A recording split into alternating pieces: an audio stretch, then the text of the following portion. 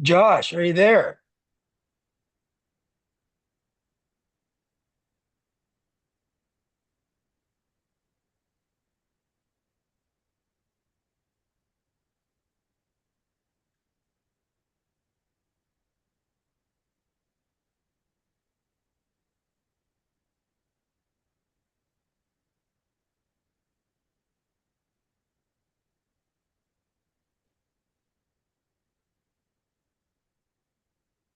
Are you there, Josh?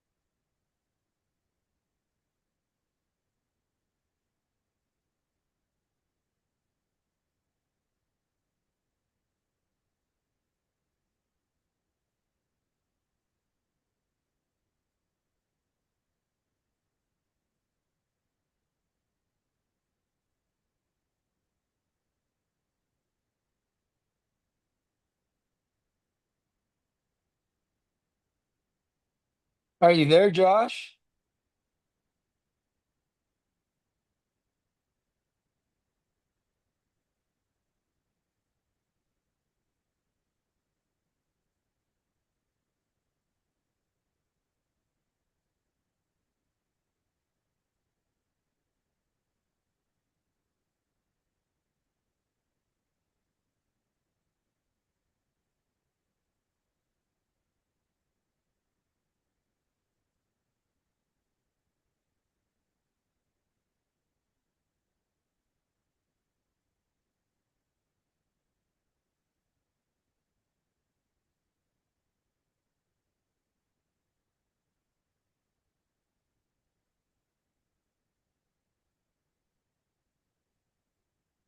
Um, Good evening, my name's Mike Adams, Chair of the School Board.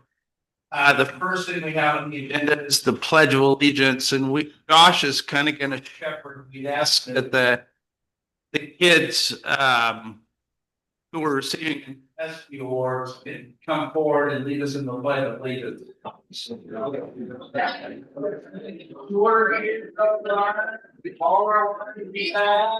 With the flags right over there.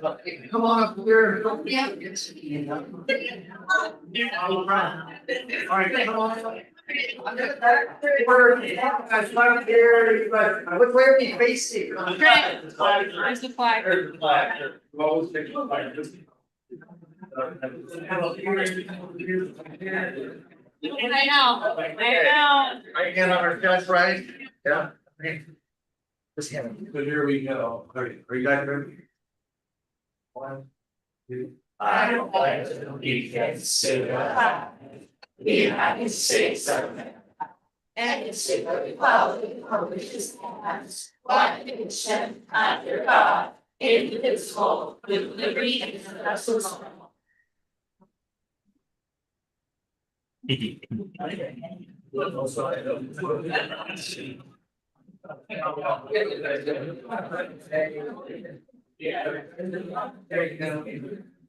Little SB spiel.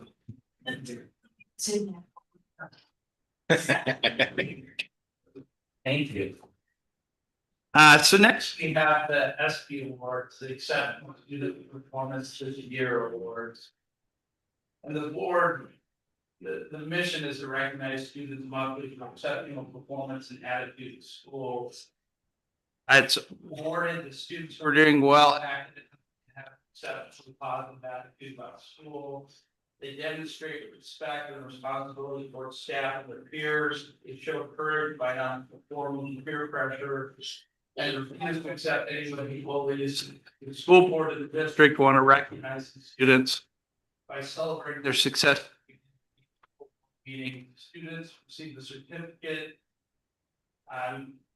Meet, at least see the board members, and their names are announced on the web. And I think once a year, I think we do a drawing the award winners and give some kind of prize. The Dale team, our vice chair, is going to present those awards tonight. All right.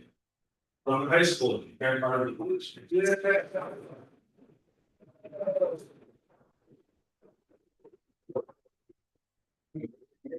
Way to go, kid. Nice job. High school, Austin Hogan.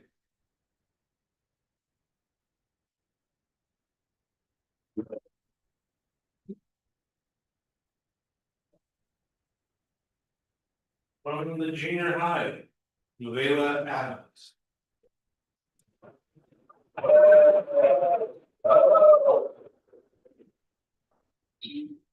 It's Nova Lee. Oh, the lead.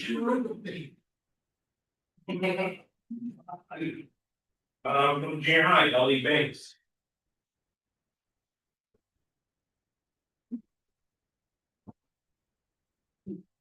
From Foster, Lincoln, Iowa.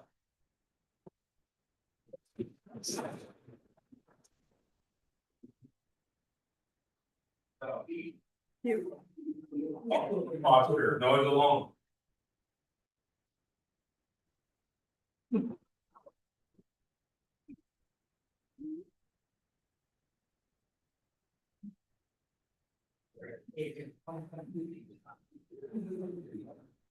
The pylon, the line on dates.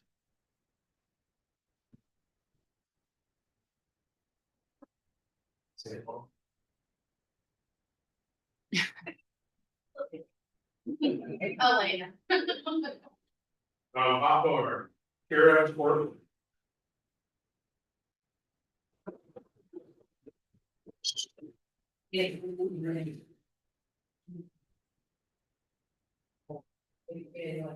From Holly, Maryland, Denny.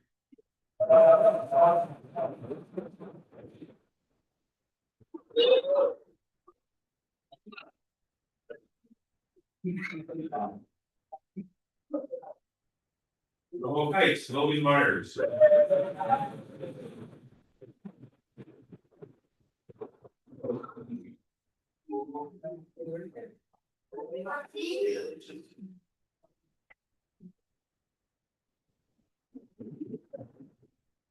Okay, Slate Burnett.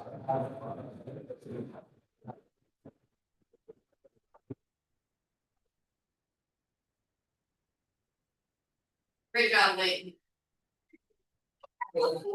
On the charter school, Brielle Philbin.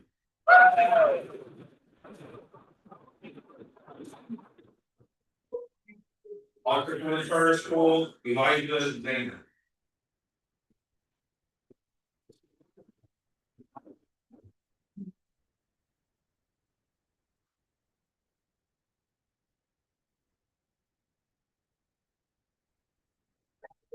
We realize this is a school. No, and picture. Oh, pictures, yes. I'm getting ahead of myself, sorry. And you guys can come forward and bring your awards. Yes. All kids come back. And the front. Everybody face up front. Yep. Make that, like, yep. Here, let's I follow don't want it kids back. in the front. Yep. Stand right here, buddy. Looking forward. Hold up your awards. Keep going.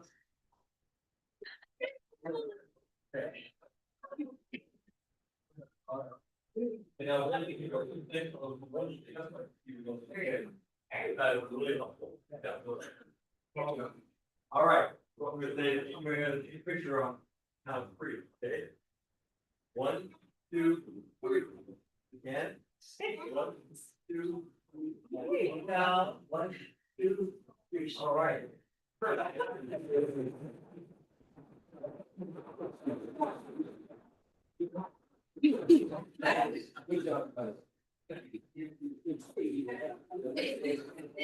Now, we realize this is a school night and those high schoolers probably have homework to do. Yes. So we're not, we're, you take a couple minute break and we're not offended if you want to leave the meeting. And typically that's what people do. You're staying. Yeah. It's almost like they supposed to.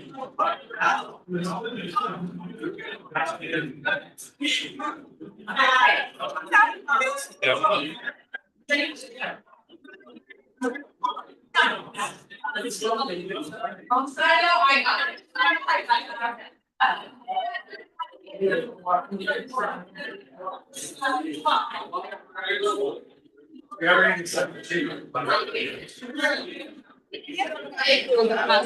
guys would do that?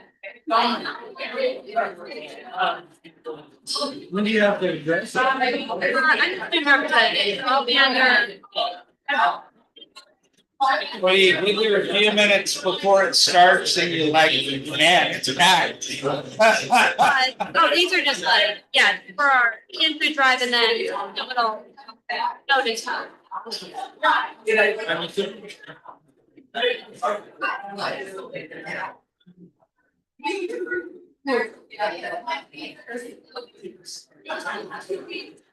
Go get a picture. Ah, thank you.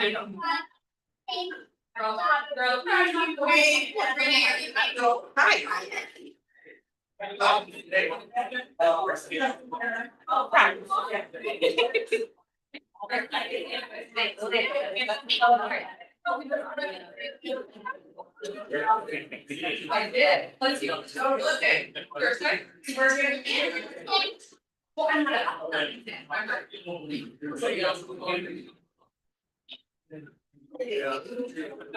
It clears out a room. Of course. They're running if you were to get out. Yeah. Okay.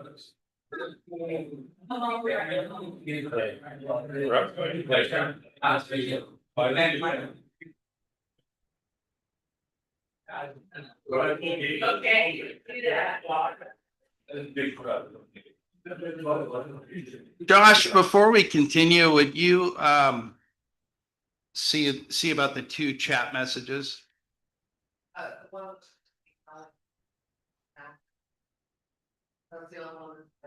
Okay. Now, next, we have public comment. And I think we have Clyde. Julie, do you have a packet for me?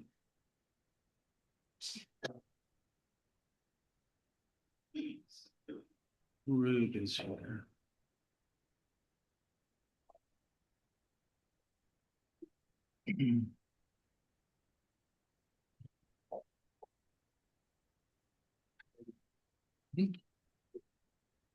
This is green, this is red. Yep. you. You're good. Good to go? Yeah. Yeah.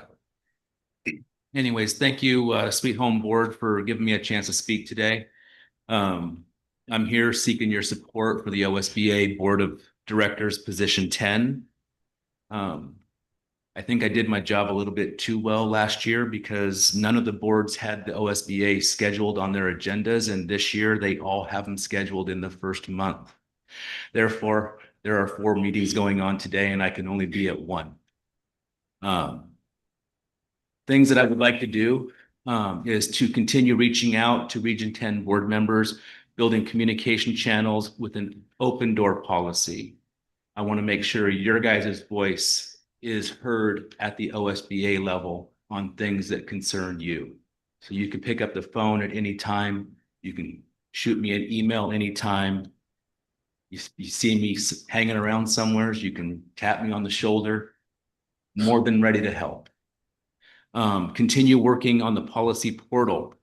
Policy portal is something I started working on last year in order to have board members the access to the policy updates first, instead of having them go to the school administration and then trickle out to us as board members, the policy portal would give us the ability to see them first.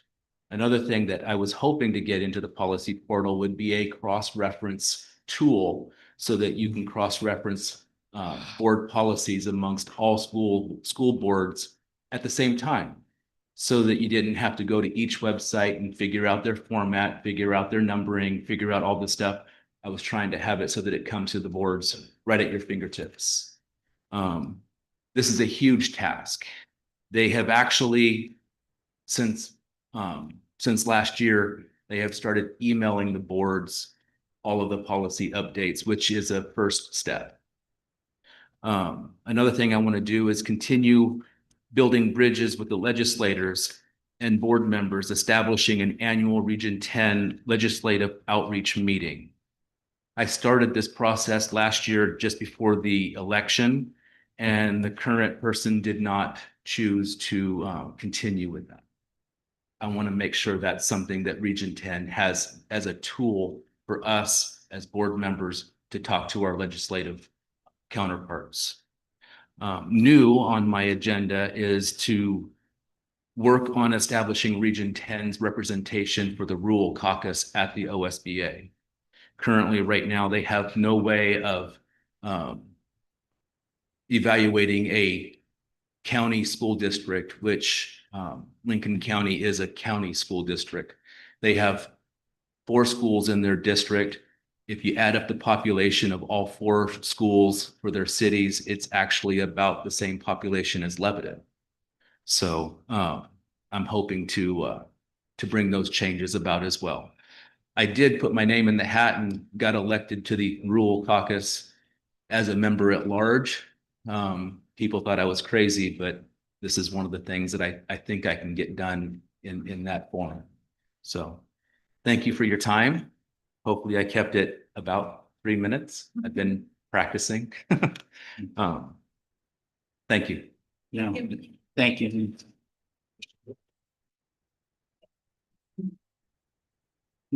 Are there any other public comments? Hearing none. Are there any agenda approval or changes? I move that we approve the agenda. I will second that. Gail made the motion and Jenna seconds it. Everybody in favor say aye. Aye. Everybody nay. Passes unanimously. Next, student and personnel reports, comments. I think we have our certified and classified representatives here, probably. Studio certified. Right. Well, in case you don't know, it's wrestling season, which means my duties just went up. So I'm here to give the report. I have one thing that I would like to share as a challenge, and I'm sharing it in a public meeting, hoping that maybe people will come forward, but we are short subs in our district. And the challenge that provides for us is our parapros are filling those positions. And then we lose those parapros out of our classrooms. And then students lose that support, which is number 1 in my book, that the students don't get those supports on those days. But obviously it affects the teacher classroom as well. And so on any given day, every single one of our parapros can be in a classroom covering as opposed to in a classroom helping our students. So I wanted to share that challenge with you. And if there's anybody in town who's qualified to sub, we'd love to have you. So that's one thing that I wanted to share. I wanted to open this and make you nervous, but it's gnarly. So from each school, Holly Hawk Garden Club made it in the paper, and the New Era wrote an amazing article about their group and what they're doing. The junior high would like you all to know that photography has been revived there. Apparently it died at some point, but it's back. Hawthorne did a PBIS Halloween party, and high school leadership, right? Went down and helped. I'm not gonna steal a lot of your thunder, but I'm gonna mention a couple of things. So that happened. Oak Heights, has a STEM night. Nope. It's past. I should have updated my dates. It happened on November 6th. And the high school, I will, oh, Foster has a book fair this week. Sorry, I should have made the print bigger. The high school, I'm not gonna say a lot because I think you'll get more from the student report, but it is Stick It to Hunger Month. Last year we fed 50 families, and this year the goal is 60. Plus, I think we may be aiming for more. Okay, that makes my heart happy. We did a staff challenge. I'll just put that forward. Mr. Rosa suggested each staff member donate $10, and I replied, I'll donate 20, thinking I was gonna be the hero of the day, and I was not. Kathy Shantz donated $100 in honor of her mom. And that was our biggest staff donation, I believe, that day. And we hit an all-time high, I believe, at that assembly as well. And so if you're looking for a place to donate, the junior class would really like your donations. See, I have the microphone. You do not. Don't worry, you'll get it soon. Also, we would like to extend an invitation to the high school play November 13th and 14th at 7 p.m.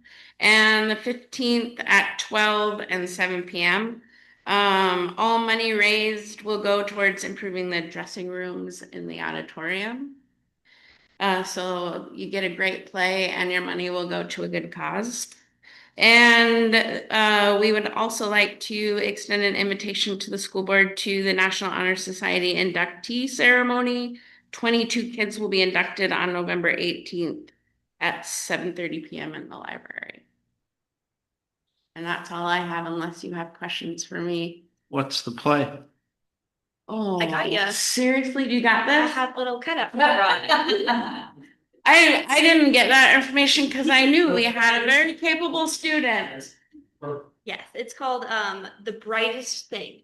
And Miss McIntyre has been very secretive about it. So you'll have to come and watch. But from what I know so far, it's going to be a very cute, bittersweet story about the coming of age. And so I think it's going to be a really fun time. And I really encourage everyone to come because I think it's going to be really good. They've been working hard. And if anyone wants a paper, please let me know because I cut them out. Okay, do you have any questions I can answer? Perfect. Thank you. Thank you. And haven't seen anybody walk in the room. So next we have the student representative. Good evening. My name is Trinity Victor. For those of you that don't know me, I'm student body president at the high school, and I'm going to be our student representative for tonight. Thank you for having me. Okay, so it has been a very busy month for us in the best way possible, and I'm really excited to share with you guys what we've been doing at the high school. For academics, we currently have 4 students who are participating in an international math competition. It spans 12 days. They are given a prompt, and they have to come up with a mathematical formula that is then put against high schools all over the world. And so I thought that was a pretty awesome opportunity, and I was super excited to share that with you guys. We also have our annual career day coming up on the 21st. This is just an awesome career experience for all students at the high school. Seniors get to go in and have mock interviews, which is an awesome thing put on by our community. Kids go in, they have a set time, they're to show up, they wear nice clothes.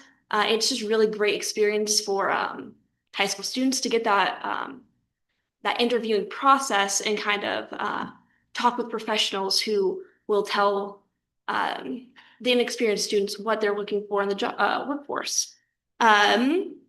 Juniors and freshmen will be taking career-related field trips. I don't know where they're going this year, but I've heard talks about a business in Albany. And then our sophomores are taking their PSATs to prepare them for their SATs next year. And then, also for academics, our volleyball team, boys cross country and boys soccer, got academic all-state, with volleyball finishing 4th in the state. Wow. Yes, it was pretty awesome. Moving into sports, football went to playoffs for the first time since 2018 this weekend. They played against LeGrand. It was a very close game, but they are very happy with how they finished the season. Cross country sent 3 kids to state, which is the most kids since 2012. Mackenzie Miller placed 14th, Riker placed 34th, and Emma placed 7th in the whole race. I heard there was about 100 kids in it, so that was pretty amazing to see. As Ms. Snyder said, winter sports are starting up. I believe next week is tryouts for most of them, and so kids are getting really excited about that. Coaches are really getting ready, and I'm ready to see it. And yes, this is also our last week for canned food, the canned food and money drive.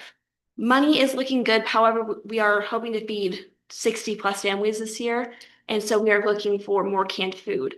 I have a little list of items we're looking for if anyone would like some, but we are running low on like cranberry sauce, canned fruit, gravy, stovetop dressing, potatoes, corn, and green beans.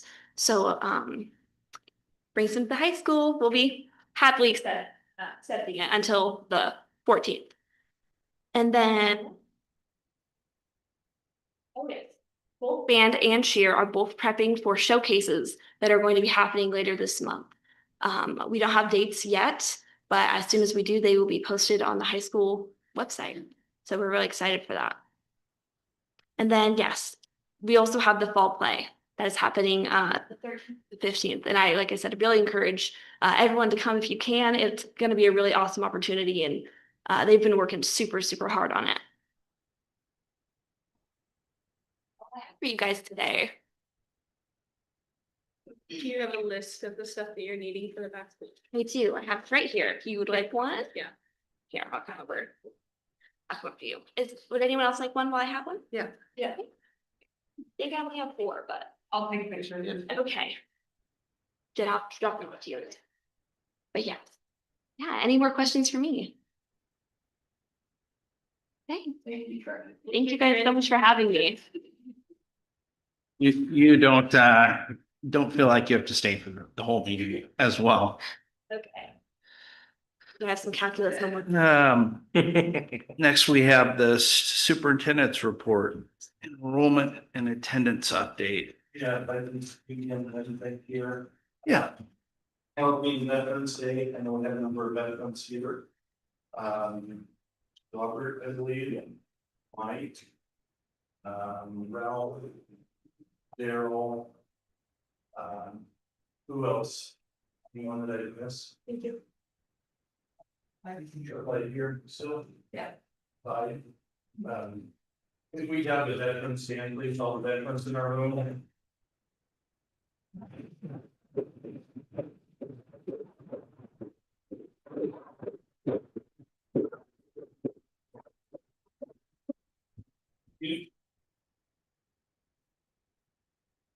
No school tomorrow. Yeah. Yeah. Woohoo. It's a one time. Those kids could have stayed. No. Thank you. Yeah. So we have. Attendance. Look at enrollment. Going through the schools, this is slide T1, second page in the packet. Foster is up 1 over last month. Hawthorne is up 5.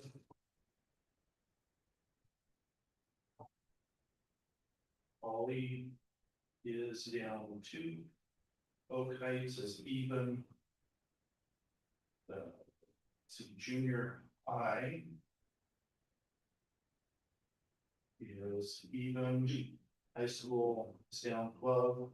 And so there's a difference in all of that of 10 keys this month over last. You get high school cycles to 10-day drops, students drop, they come back in. And then they have same issues elsewhere. Folks moving in, folks moving out, etc. On our attendance. We were 90 in the 90%. Across our average this month was 90.5. So that's great. And the winner was Hawthorne at 94.2%. And Mr. Looney is not here this evening, so we'll get the hopefully to probably Wednesday. Next month. What's that? Get till next month. Yep. Next up, we have principal report from Bob Barrett, okay, followed by Scott Brown. So We're welcome. All right. Josh, you have a video ready for us? Good. All right, second, let's see. Reserve. So while Josh is getting that video ready, I love talking, as the kids at school know, all the time, but it's better to hear from the students. So we have a little bit of video, talk about some of the changes this year at Oak Heights. Everything we do, I don't do it myself, I do it with the team. Stephanie is here, she's part of that team, represent, she's gonna talk about some other stuff later. So Josh, ready?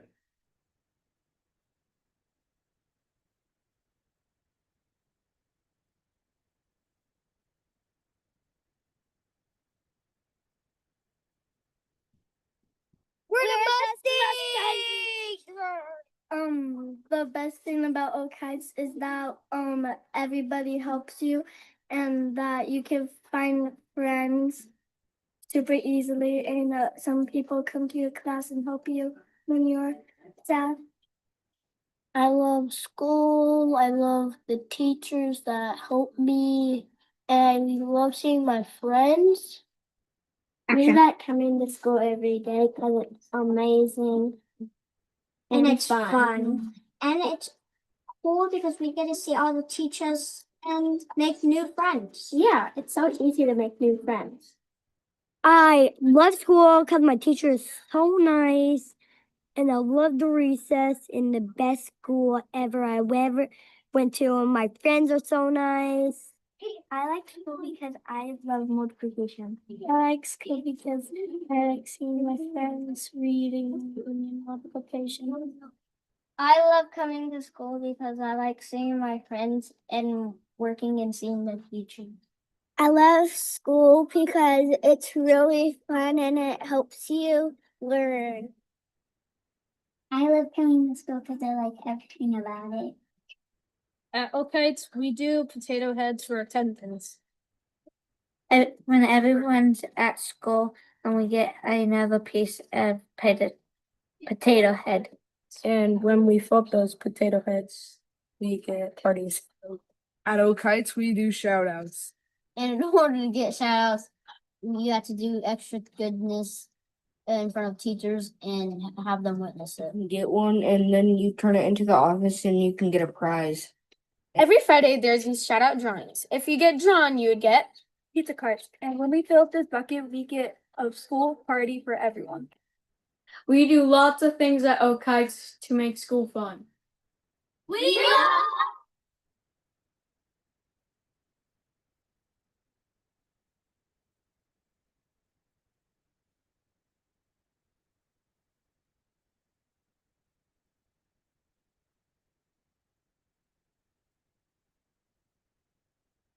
Since that we were last year. So we're doing potato heads, they earn pieces, we celebrate them as a school, they earn a prize for their class. It's been a lot of fun for them to get involved with that. We changed our self-manager to focus on character traits. And then we're also focusing on the shout outs. Catchy kids doing exceptional things. So when they're doing something above and beyond, not just the regular everyday things, but something special, then we catch them, we recognize it, they come to the office, we celebrate, and then we do it as a school. And Domino's has shared and donated pizza gift cards, little individual pizzas that we can use to recognize kids. So we're focusing on character traits with that. And then our shout outs are exceptional behavior. So thank you to Domino's for that. I was really focused on kind of that tier 1 stuff that we've been really made changes for this year. Something a little more tier 2 and 3 for attendance specifically is that every single Monday we're meeting with our family support liaison, Rich Guzman, to talk specifically about our tier 2 and tier 3 attendance students. What can we do? Can we give letters? Can we go do home visits? What can we do? And so we have, you know, our top 6 that we were looking at from last year, and all 5 of the 6 students have improved over 20% this year for their attendance. So Super excited about that, making progress, and thanks to the great team that I have with me. So you guys have any questions of me before I turn it over to Stephanie? All right, you're in posse next. See, that's how you do it. great.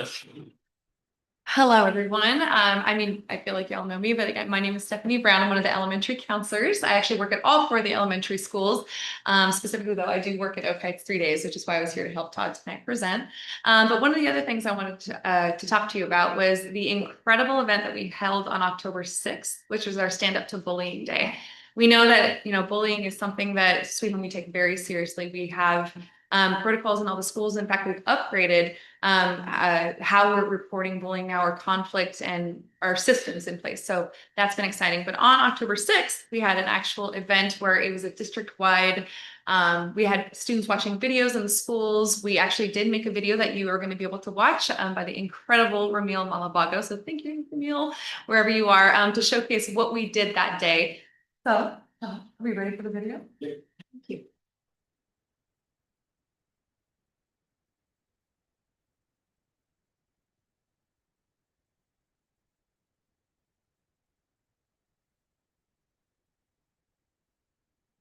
Standing up to bullying this week all across our school district.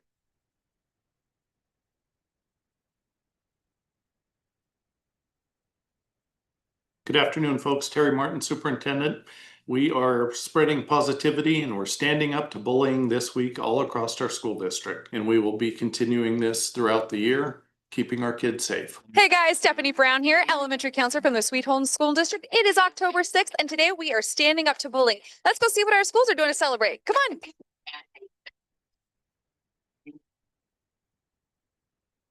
Your eyes up on the board. Oh, look, it's blue. In all our schools, students watched videos regarding what bullying is and how to report it. Here is Ms. Hatcher's class at Hawthorne watching one of those videos. A chance to change. We also asked students to stand. If you say stop and it keeps happening over again. Bullying is when people can hurt you with their words and their body language, and it's repetitive. I would tell a trusted adult, we stand up to bullying. That's right.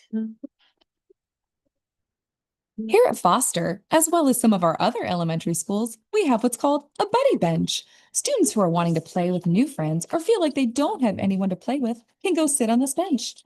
Students have learned that if they see a fellow student on this bench, they should go up and introduce themselves and see if they want to play. Want to be friends? Who got you there on the buddy bench? Are you twins? No. So can you tell me, what is bullying? It's when somebody does something that you don't like constantly. How do we stop bullying? We can stand up. We stand up to bullying. From kindergarten all the way through high school, students are taught how to report bullying. Here at the junior high, you're seeing an example of what it might actually look like for students to report bullying to a trusted adult. We'll give this information to the principals and stuff, okay? We stand up to bullying. Some of our schools went all out with the theme of stand up to bullying and wore lots of blue. We are saying that we're not going to be a bully, but the bigger thing it's saying is we are going to stand up if anybody is. Holly had an amazing assembly about why it's important to report to a trusted adult if you see bullying happening. If you see somebody doing something wrong to one another, you should tell an adult. Why do you have blue stars on your face? Because it's Stand Up to Bullying Day and we want to help support that. If they wear the blue stars, then they can still represent for standing up to bullies. Everyone should really just be understanding and kind to everyone, no matter what they look like or what their differences are.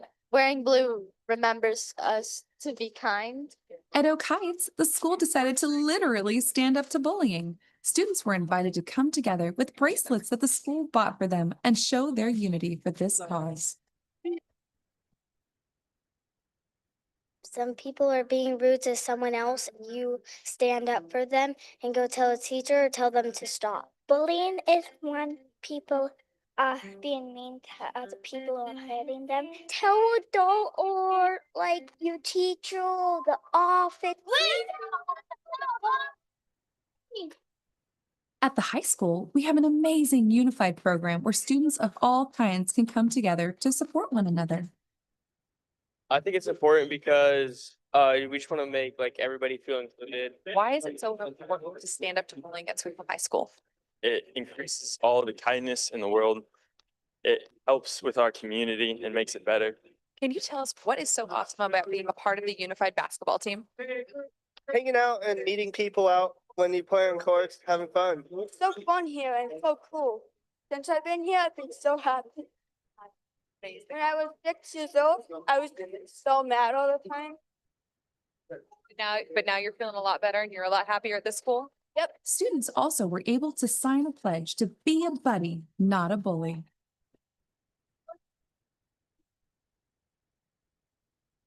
For every student, big or small, there's room for kindness, room for all. We rise above, we all belong. In all our Sweet Home schools, we stand up strong. Thank you to everybody who made our Stand Up to Bullying Day a district-wide success.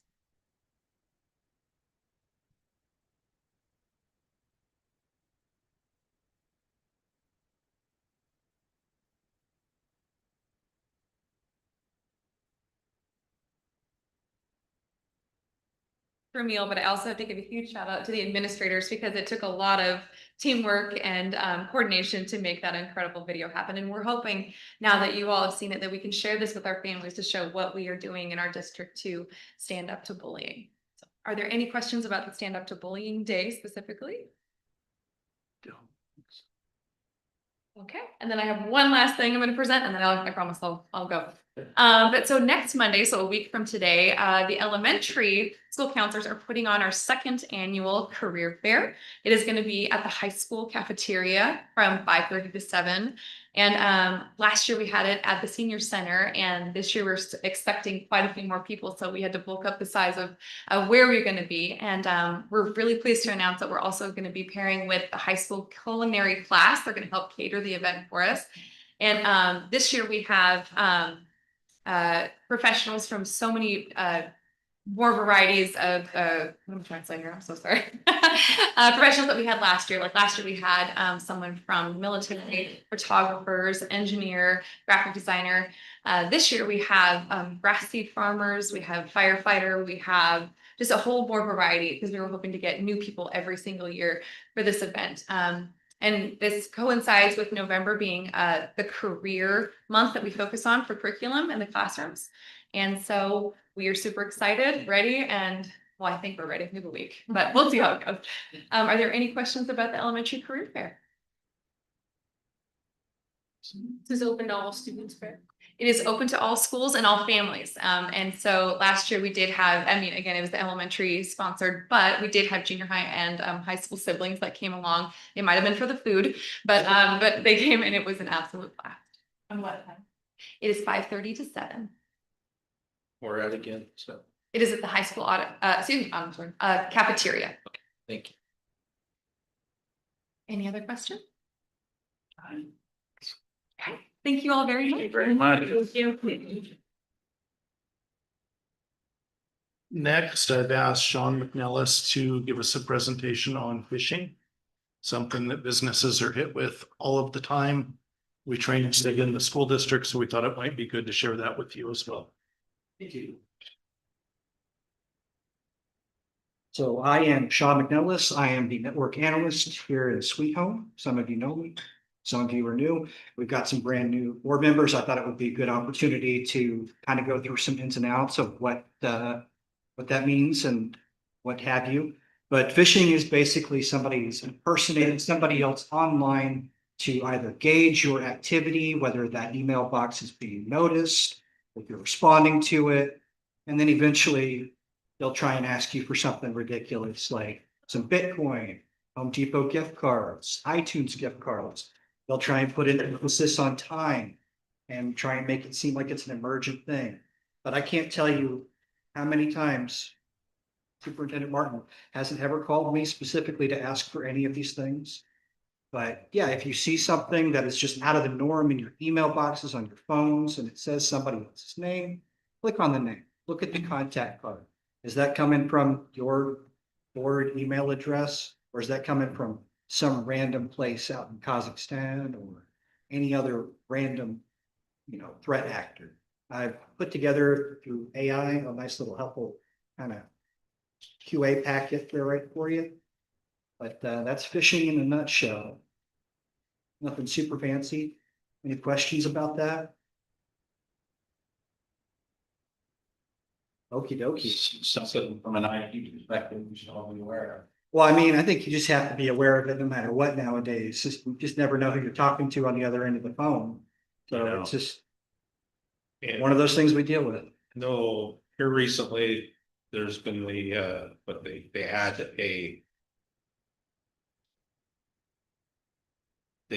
a meeting onto your Google Calendar. Yeah, that's happened a couple of times this year. We've done some stuff to turn that off, obviously, but they'll try and set up a meeting that tries to get you to sign into WhatsApp or whatever, so that way they can talk to you about your Bitcoin or your teacher pension or whatever they can steal from you. They're going to try their hardest because they want it. So we all have to be very vigilant nowadays. So I hope this is helpful to you guys. If you have any questions, please feel free to reach out. I'm at your disposal. Thank you. Thank you. Thanks, Sean. Promise I'll never ask you for Home Depot gift cards. And a lot of times the emails, what we're seeing here is they mimic a legit email. There will be a reversal or something wrong with the email address itself. So if we get any for Dutch Brothers, well, no, I was just. I'll tell you after the meeting. Those might be real. Next up, Josh, do you have a picture of the front entry? Before and after. So in the before picture here, as you might recall, that looks fairly stable, but if you dropped a bag of marbles, it'd go everywhere.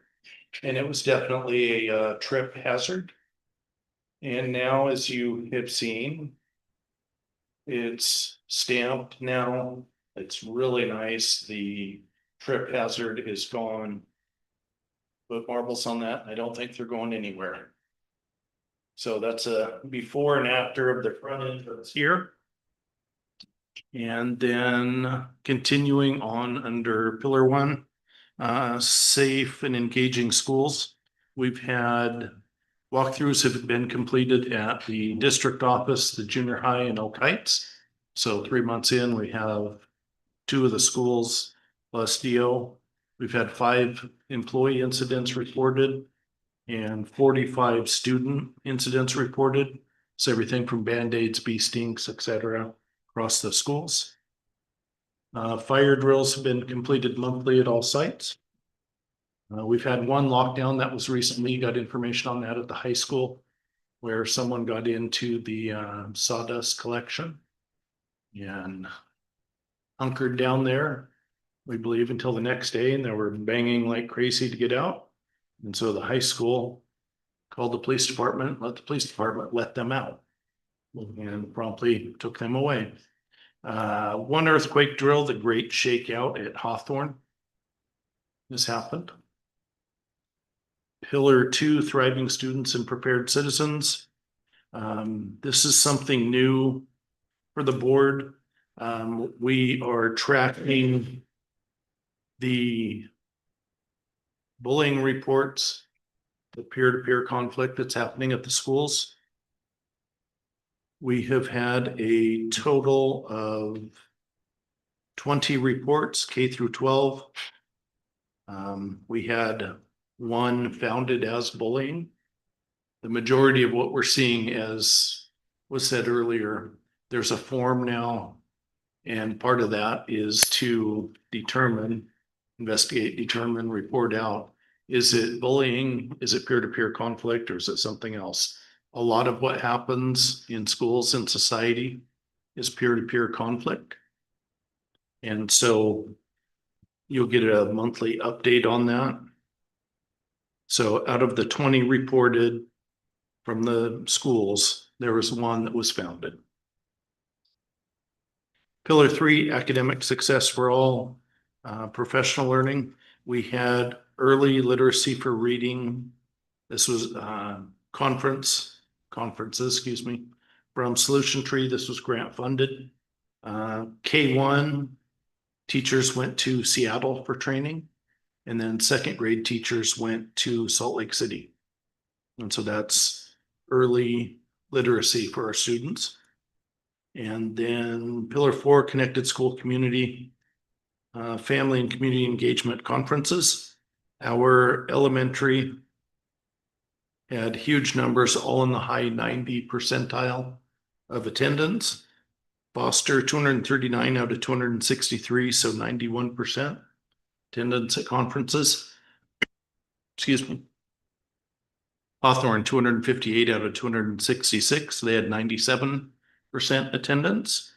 Holly 150 out of 153, they had 98% attendance at conferences. Oak Heights, they had 97%. And then the junior high had 42%. I've asked them to shoot for 50.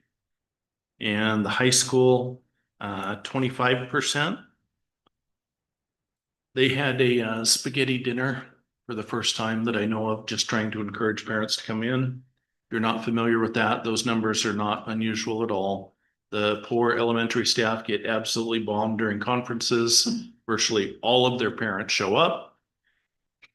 Mid-school, just like the kids, not so much. And then high school, it drops. I looked at some national comparisons. Elementary, 70% across the country. And so we blew that away completely. Middle school, 61%. They've got to be including sixth graders. Most middle schools are 6, 7, 8. They have to be including middle schools to get those types of numbers. And then the high school, one of the articles said it can be as dismal as 18%. And so our scores reflect those numbers. Elementary, fantastic job. The junior high, 42%, and they're working on building that. And then the high school, the spaghetti dinner, I thought that was a great idea, try and bring more parents in. And then finally, under same connected school community, on Thursday, last Thursday, the 6th, 40 people came to a meeting here at the district office to talk about food insecurity. In the community, businesses have committed about $15,000 so far, with more to come. And volunteers are getting prioritized for our food banks, help keep them open. Rural food banks are receiving 1,500 pounds less per week of food. That's 6,000 pounds per month. Due to the USDA cutbacks, SNAP benefits in Oregon impact 757,000 people. That's 450,000 households, including 150,000 children. So politics aside, folks are hungry. Food banks have been hit really hard. The Lynn Benton Food Share can acquire and distribute 5 meals for every $1 that's donated. One local a local person here at the meeting said that up to 80% of the food that's donated is expired. And so most of the food banks, cannot use that. Instead of donating a handful of canned goods, you can donate $5 or $10 like what the high school did. That proves to be much more useful. Food insecurity is real. It impacts our community. We're continuing with the school breakfast and lunch program. There is talk of benefits returning. The state went from reimbursing us 3 months at a time for the school breakfast and lunch to a month at a time, which is definitely, different business. The meeting, it was myself, a superintendent, Mayor Susan Coleman and Chamber of Commerce Director Legia Mole. They got folks together. It's like a lot of people are talking about this. Employees have been asking, instead of continuing to talk, let's try and do something. And so another big part of that too is getting volunteers lined up. There are local food banks in danger of closing because they don't have volunteers. And so some of those opportunities will simply go away. So I applaud the high school, both the students and the staff for what they're doing. And a message will be going out here shortly to our staff as far as the needs for volunteering and what folks can do. Because like I said, a lot of people are asking about that. So I have a question. Yes. So my understanding in the state of Oregon, SNAP benefits were released to families. Is that, or part of SNAP benefit? I think So is part the of, impact as grand as it was needed?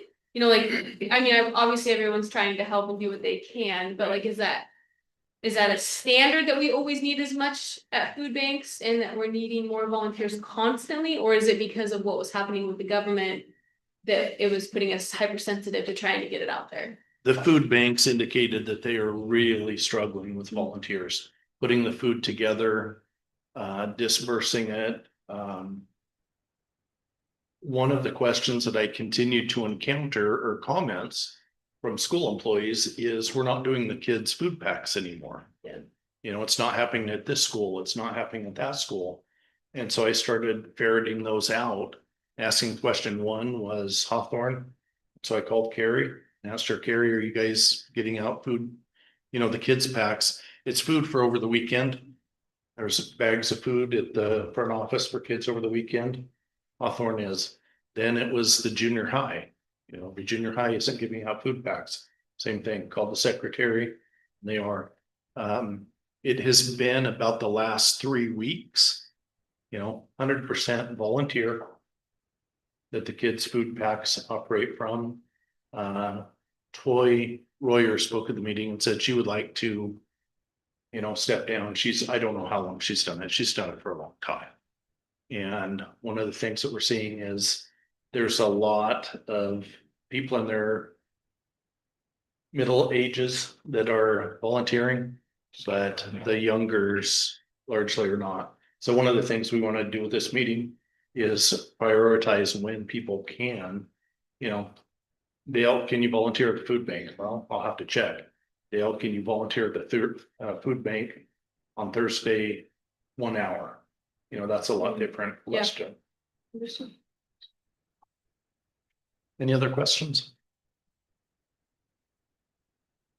If not, that concludes my report. Thank you.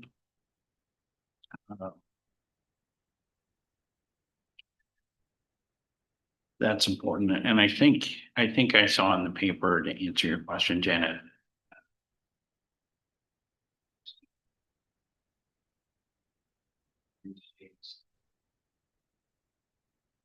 Distributed the whole USDA's pullback so where that stands.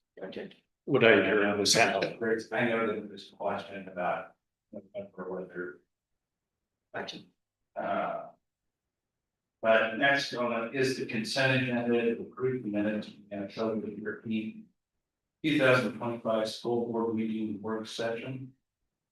So moved. I'll second that motion. Motion by Dale, second by Jeanette. Everyone in favor, say aye. Aye. Aye. Thank you. Everyone opposed, say nay. Passes unanimously. Information discussion. That's a budget update and something on the state school fund formula. Thanks, Mike. I go fast. First of all, get started. The first, I think 7 days in the board package, the budget update through October 31st. We've now completed the first 4 months of the fiscal year. Year-to-date spending compared to the same time period last year is $453,000.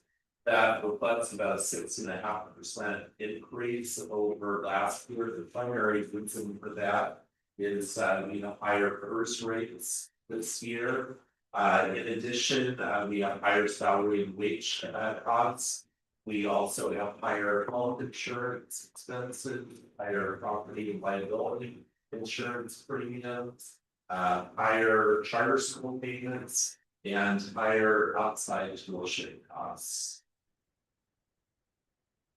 About moving to the next item with the one-page handout. It's the article actually from today's the Willamette Week. School districts rules for mid-year state funding cuts, and this is something just to have on the radar screen right now. Nothing has happened yet, but the state is concerned that state revenues will be lower than expected, and that they will need to be making reductions that will then impact school districts. Really have two main reasons for that. The first is concerns about the Oregon economy slowing down. And the second, and probably the more significant reason, is that Oregon's income tax is structured so it's tied to the federal income tax. And with some changes federal government made to the tax code, for example, either reducing or eliminating taxes on certain items such as goods. So over time, that then carries over to Oregon. So Oregon's bracing for a reduction in some of the income tax revenue that it was anticipating. And so what they're doing right now is warning us that they do not have as much money as they anticipated when the budget was built, and so we may not get as much as what we were initially told. So the next economic forecast is later this month from the state. We'll be watching that carefully, but just something to have on your radar screen that there may be some mid-year reductions coming. Moving on, also, this is a booklet, some memo that includes an article from today's Oregonian, which is interesting. It's about a whistleblower suit from a former state employee who pointed out funding formula inequities, and the article specifically mentions Sweet Home as one of the districts that relatively high poverty district has been shortchanged. According to the lawsuit, this employee of the state pointed it out and was then subsequently fired. And now he's filing the lawsuit. But what it claims is that even though the state school fund formula is supposed to direct more money to districts that have higher poverty rates, that when you actually look at the end result, oftentimes it's more affluent districts that are receiving more per student, and the state doesn't want to reduce funding for some of those districts. The ones that it specifically mentions in the article includes Portland, Beaverton, and Bend. And so it'll be interesting to see what happens with that, because when you do look at this has been going on for decades, where Sweet Home, even though we have above average poverty, we will receive below average funding per student. So it's been interesting, and maybe something down the road we can advocate for. Thank you. I think the next one is mine also. Yep. Okay, property tax information. This is item 7B in your board packet. The Lynn County recently published the 2025-2026 property tax rates, and the overall property tax rate Sweet Home School District continues to decline. It decreased about a few cents per $1,000 of assessed value compared to the same time period last year. If you go to the next page, you'll see a graph showing our bond rates going back to 2013-14, and you can see how it has continued to decline during that time period. It's worth mentioning too, in 2017 is when we passed the bond for the junior high improvements. One of the things that we said was that it would not increase the tax rate, and you can see that we kept that promise.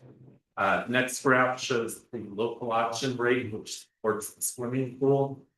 It was initially 32 cents a thousand. The board voted to lower that by 2 cents a thousand, beginning with the 2019-20 fiscal year, and it's remained at 30 cents per thousand since then. And then the graph on the next page, the permanent rate.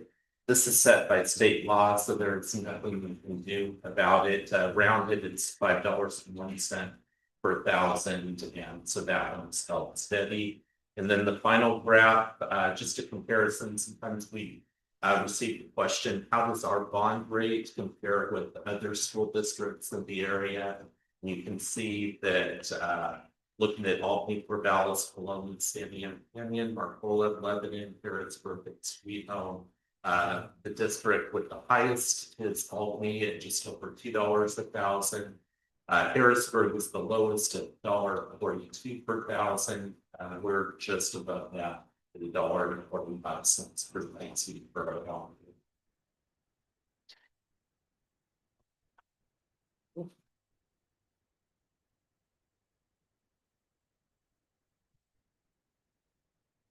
You know when the local option levy for this pool expires? Let's see, the last election for that, we was May or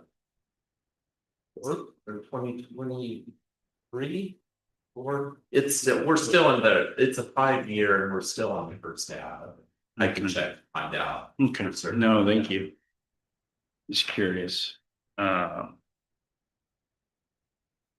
And then you were gonna talk about the OSCIM? Correct, option I will. Yep, Ray? Yeah. Okay, kind of an exciting opportunity for Sweet Home right now. There's a window of opportunity where without increasing the tax rate, if the board decided we could go out for a bond, and if it was successful, we would then receive a $12.2 million Oregon School Capital Improvement Matching Grant, which, really, we in particular, looking at our schools, we've made a lot of improvements, except for the classroom areas at Sweet Home High School. It's interesting.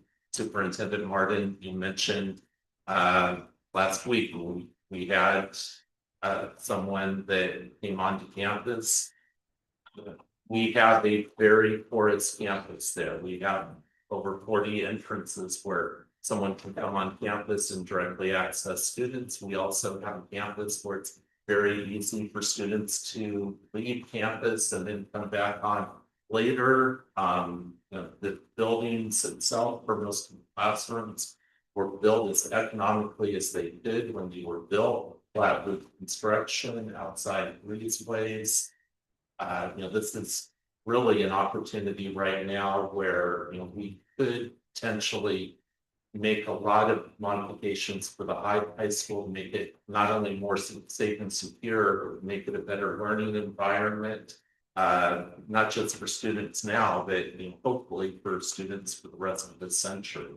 And so the first step for this would be for the board to direct us as the district to complete the application for the OSSIM grant. That is due on December 15th.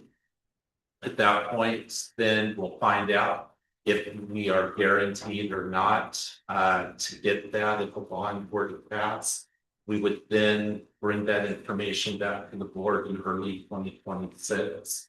And then at that time, you would make the decision if you would like to see us go ahead and put a bond measure that would maintain a tax rate on the ballot for the May 2026 election.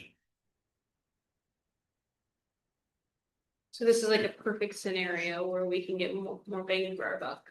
Yes, in fact, it's probably a limited window of opportunity for us, just because right now for that OSSIM grant to qualify for the maximum amount, and to also be high on the priority list. Right now, it's based on two factors that are very favorable to Sweet Home. One is we have relatively low assessed values per student, and we also have one of the higher poverty rates in the state. And those are the two factors the state is currently considering. However, there is talk of changing that formula to use information from a statewide facility assessment. And so if that were to happen, then schools or school districts that have not done as good of a job of maintaining their facilities would leapfrog over us, and we would miss out likely on the opportunity. And I think, you know, without naming names, there's a school district next door to us that's been in the news for the past month and a half, just about, well, I'll say, you know, Lebanon's condemned football stadium, but, you know, they definitely have other heavy facility needs too, because they haven't been spending as much resource wise as we have over the past decade, trying to keep their facilities in good shape. They would probably do better as far as the priority list can be amount if it was based on statewide school facility assessment. So, and there are a lot of other districts and similar to them. So for us, right now, this is our window of opportunity. OTE is conducting that right now, aren't they? The statewide facility assessment, yes, it's almost, as I understand it, most of the districts have had it completed, and so. And that's, you know, one of the reasons why we really look at this as a window of opportunity that really, you know, for Sweet Home gives us the chance without increasing the tax rate to make the significant facility improvements that we need. Do you know what the history of those that get the awesome grant, their funding carry through is? Because I've heard a few that went out for it, were expecting the full amount and didn't get that because the fund is capped. Correct. What will happen is based on the priority list, some districts will be guaranteed to be in the money.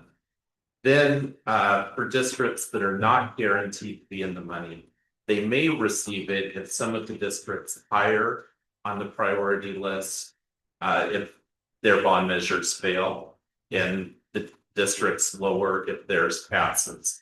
I would say for Sweet Home, my recommendation to the board is we would only go out if we are guaranteed to be in the money. I would not want to be in a situation where we're counting on another district to lose for us to get funds. We would only go out if we're guaranteed. That was the case in 2017. At that time, we received a $4 million awesome grant that helped with the junior high renovation project. You know, this time, you know, the opportunity is much larger. Thank you. So would all of that grant go towards high school? Is that I understand? I would say right now, first of all, that would be a board question. So like that, I would say right now, my recommendation would be that we make improvements, especially for safety and security. There's more we can do at all of our schools. And so I would certainly say we look at the needs of all of our schools. With that, my other recommendation though would be that when we put in the security investment skills, we've made seismic improvements. At the other schools over the past decade, we have made substantial improvements. Really, the classroom section of Sweet Home High School is, and also just the campus itself. And that goes to things like bus, pedestrian, vehicle safety, if we can improve that, because, you know, the last thing we ever want is to have it where, you know, there's a collision with a person, you know, that's part of safety as well. And so doing what we can to make Sweet Home High School a much safer, secure, better learning environment, you know, it's for everyone. And the awesome grant is subject to the later bond approval. Correct, yes. So what we will be asking for tonight is just for permission to complete and submit the awesome application. If we do that, then we'll find out by early 2026 where we are on the priority list of districts that have applied and whether or not we would be guaranteed an awesome grant if the bond passed. Great. We will talk about that more when we get to the action items. Unless you have anything more you want to add, any other questions? You have anything you want to add, Josh? Be awesome about Did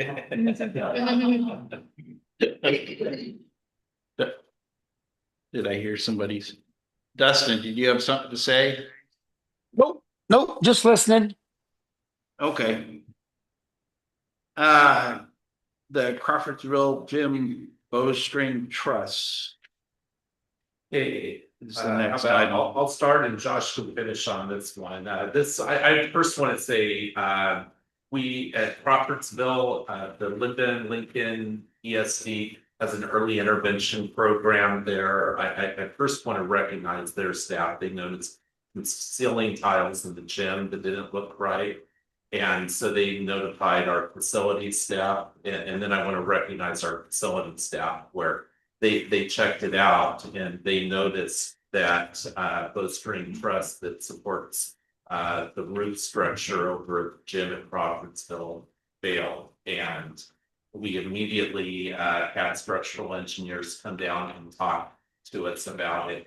And Josh and I have worked with all of our seismic projects with seismic engineers for quite a while. And so you can tell when they see something they're concerned about as far as life safety. This is something that they were very concerned about. And so the good thing then is Josh was able to get a shoring company right out and put shoring into place there to support the roof structure.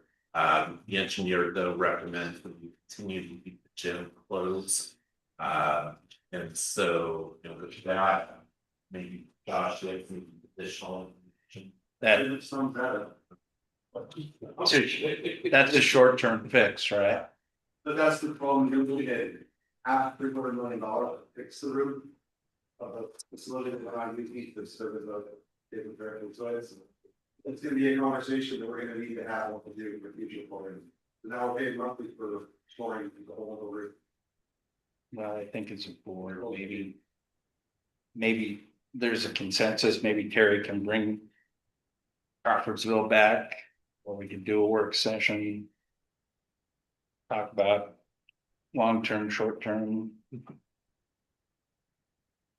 I don't know, unless anybody has any other suggestions. So maintenance's suggestion though is to cut our loss. Correct. What's that? Maintenance's suggestion would be to sell and move on because of the amount of money it'll cost to repair for something that we're not using. Yeah, the building is not in great shape. So Needs lots it's of. hard to, from my viewpoint, to justify throwing a lot of land there. So Yeah. doesn't help. Yeah, so what would happen to the, Good start. yeah, the head start? We're actually talking with them about coming into the district. Oh, They would, I mean, not taking them over, of course, but they would use space within the district. okay. And so it would be closer for our families to be able to access and use. So hopefully that program could grow. That's nice. And how many kids are in that program out there? There's a dozen. Like 12. And the roof isn't the only issue. Correct. Lynn Benton, Lincoln ESD, how big is that program out there? How many staff? They have a handful of staff members, maybe some specialists that are working there. So we would definitely provide space for them as well. Yeah. So I don't know if this is a question I'm privy to, but is there a loan on that building? Would it be something that it would be fully profit selling that? At this point, those are good questions and we have not looked into that.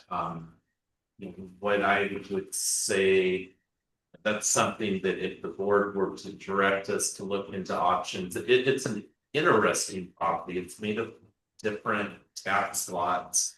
And there were some conditions when the property was turned over for a school. And so we would need to kind of navigate some of the legal concerns regarding those conditions that go back, some cases, I think, a century or longer.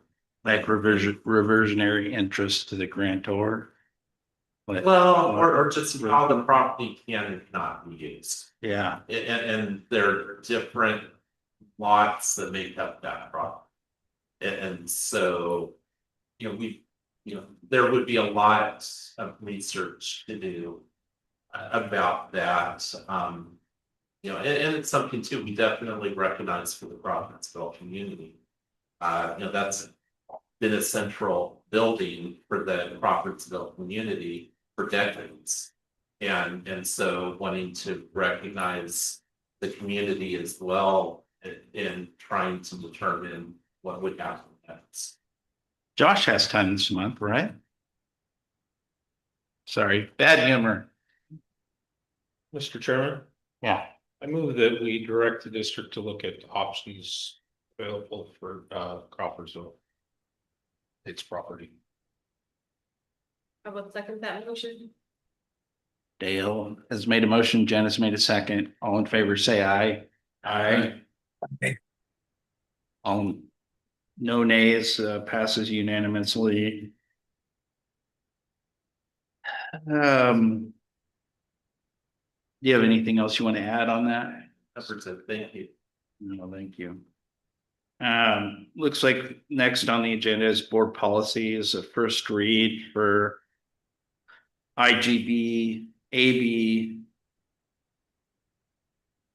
/JO-AR, educational records of students with disabilities, and JO/IGBAB-AR, educational records of students with disabilities, and JOA directory information. Does staff have any kind of report on those? Thoughts on those? These have been pulled out as ones that are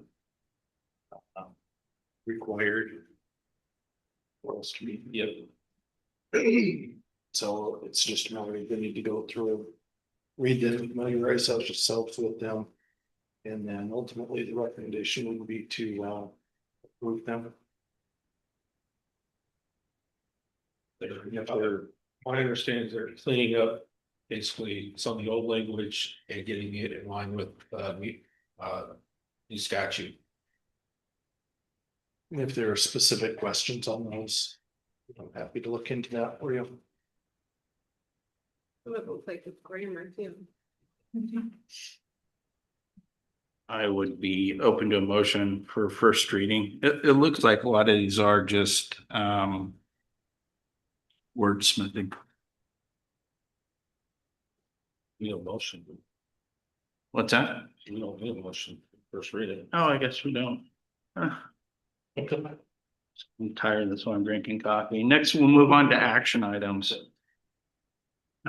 First, we have the OSCIM School Safety and Facility Improvement Grant. I'll make a motion, for a motion on the table to approve moving forward with applying for the grant. Janice made a motion and Rachel seconded. All in favor, say aye. Aye. Aye. Passes unanimously. Next action item is Well, and it looks like,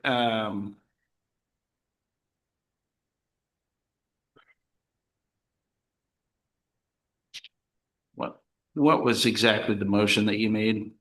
To move forward with applying for the grant. Yeah, I think that's fine. I had some language that I was supposed to follow. Did not. Next action items, OSBA election.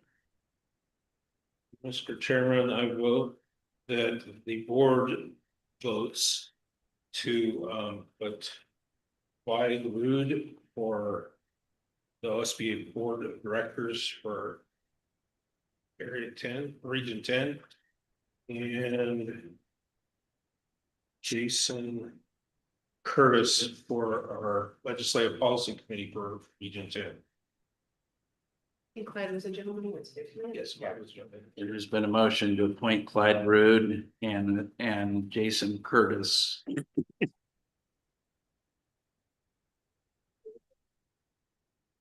As their second, Oh, I will second that. Sorry, I thought he was chiming in.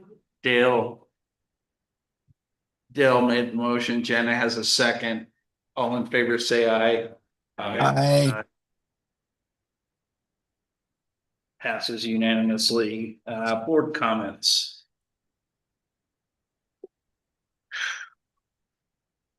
Dale has spent a long weekend at the OSBA conference, so he may have some information to download to us. I will, right now, basically, what I took out of the lot of talk about the budget, of course, and we're going to see cuts. It's just a matter of how much. Whether we decouple partially from federal tax or not, or whether we put it off a year, I think it was, so that it'll affect the outcome of our carryover state for the state state fund. Well, that talk, there was the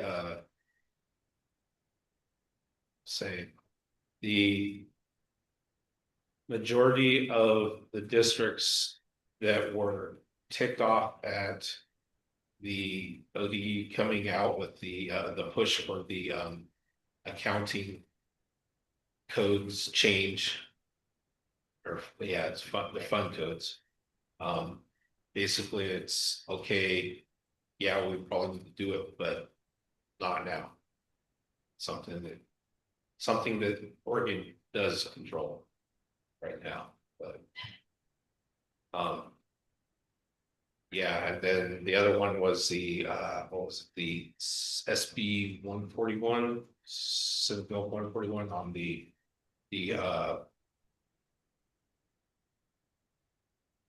on how we have to the accountability and the Oregon Department of Education is putting all that together, and I don't know how much it will affect our district, but I know that some districts are getting big because of the local option on how they track some stuff. It works good for some schools, and now there's only a list approved by ODE, and if your stuff is another, then you have to convert, train everybody, and it's a lot of the small rural schools are pulling their hair out. So that was pretty much it. Lots of policy meetings. Over the Thank you. Sweet Home High School baseball team is having a pancake fundraiser this weekend, Saturday, Rusty Bucket. You guys should all come at 8:30. Yeah.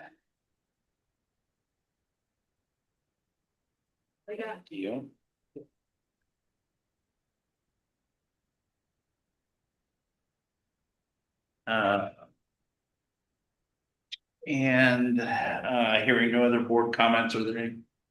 Dustin, do you have any board comments? I know, other than I didn't get to hear, what was it gonna cost to fix Crawfordsville again? The We don't know yet. The cost to fix the trusses, I think $500,000. $500,000 roughly. Okay, all right. Nope, no comments from me. Thank you.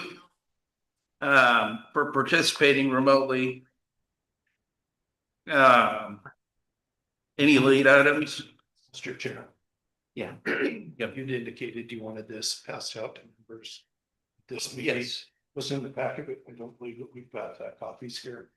Okay. Would it be appropriate to do so now? Yeah. What the superintendent passing was, his superintendent evaluation for the board for us to review. And,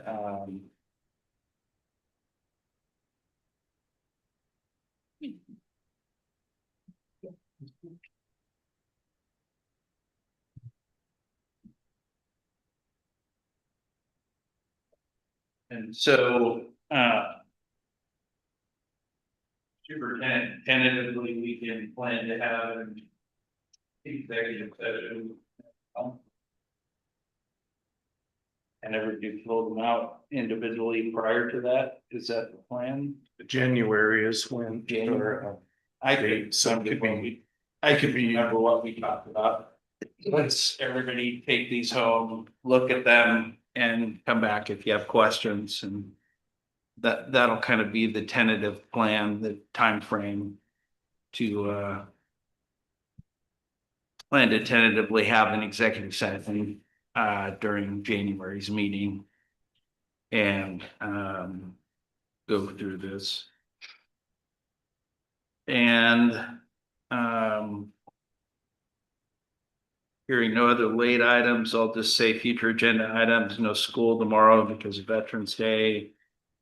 November 26th to 28th is Thanksgiving break. December 1st at 3:30 is the board officers meeting in the superintendent's office. And December 15th is the board meeting, and note that it's a date change that we're having on the 15th instead of the 8th. And with that, I will adjourn the meeting.